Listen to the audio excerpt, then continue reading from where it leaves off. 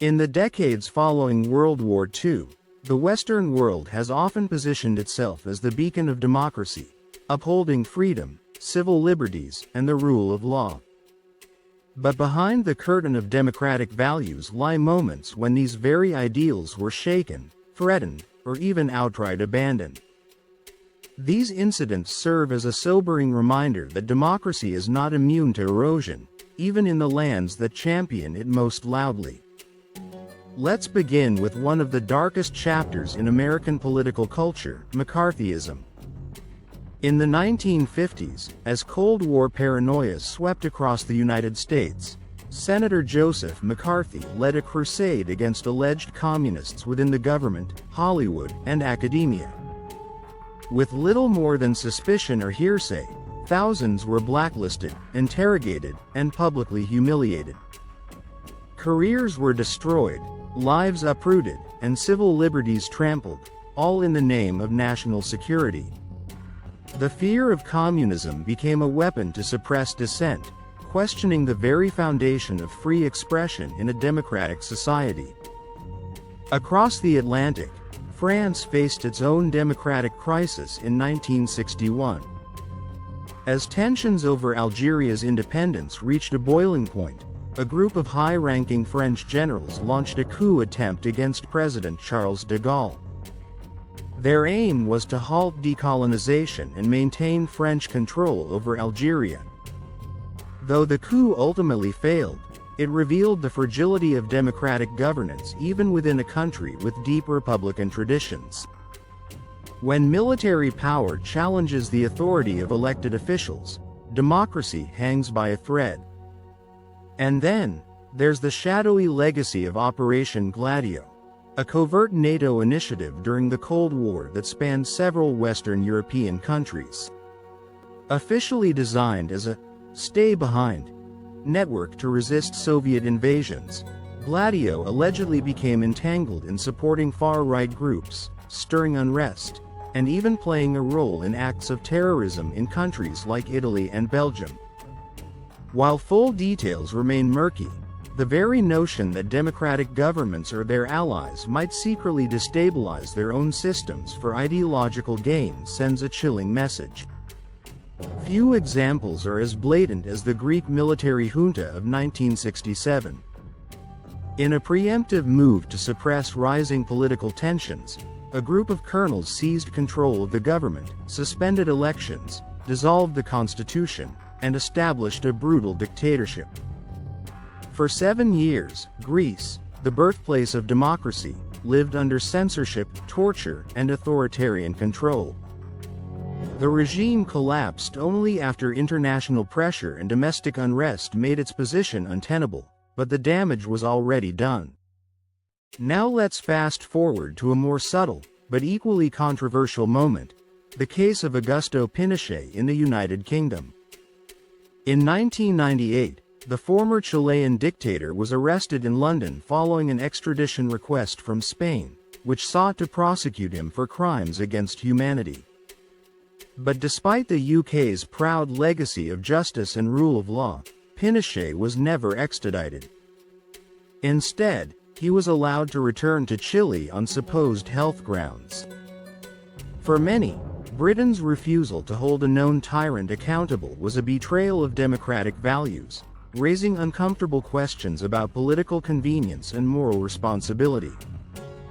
Before we continue, take a moment to hit the like button if you're finding this deep dive into history compelling, and subscribe to the channel for more thought-provoking content on the hidden side of global politics, history, and power.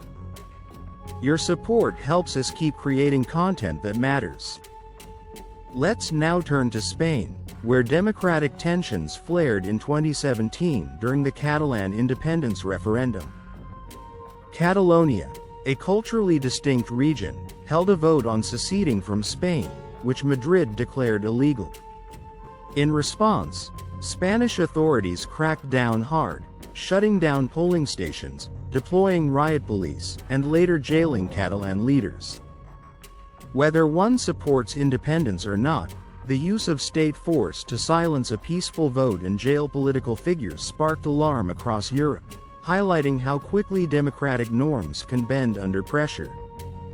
Meanwhile, across the Atlantic, a different kind of threat to democracy emerged in the digital age.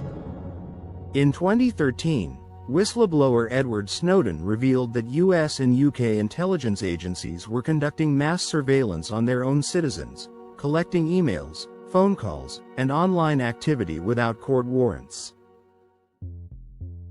While governments defended these actions as necessary for national security, the revelations exposed just how far modern democracies had strayed from principles of transparency, accountability, and individual privacy. But perhaps the most shocking modern example came on January 6, 2021. In an event that stunned the world, a violent mob stormed the U.S. Capitol in an attempt to overturn the results of a free and fair presidential election. Fueled by conspiracy theories and political misinformation, the rioters breached the heart of American democracy, threatening lawmakers and halting the peaceful transfer of power. Though the institutions survived, the attack was a wake-up call. Democracy isn't just about systems and laws. It's also about the willingness of a people to uphold them. Germany, haunted by its own past, has taken a controversial path to safeguard democracy, banning far-right parties and extremist groups. While many see this as a necessary step to prevent another Nazi-like rise, critics argue it sets a dangerous precedent. Can a democracy justify limiting political participation in the name of protecting itself? Or does doing so betray its core ideals? And finally, we arrive at the global COVID-19 pandemic, during which many Western governments imposed emergency laws, curfews, and digital surveillance measures. While these were often enacted to protect public health, their scope and duration sparked concern. In some countries, oversight was minimal, parliamentary functions were reduced, and civil liberties took a back seat. Though temporary in theory, these emergency powers reminded citizens how quickly freedoms can be suspended, even in democracies, when fear takes hold. History doesn't just repeat itself, it warns us. These moments aren't just footnotes, they are reminders that democracy is not a guarantee. It is a fragile contract between governments and citizens, tested in times of crisis, fear, and power struggle. The real strength of democracy lies not in its image, but in its resilience, and in the vigilance of the people who demand better. If you found this journey through the shadows of democratic history illuminating, don't forget to subscribe, and share this video with someone who cares about democracy and truth. Let's keep the conversation going, because the price of freedom is eternal awareness.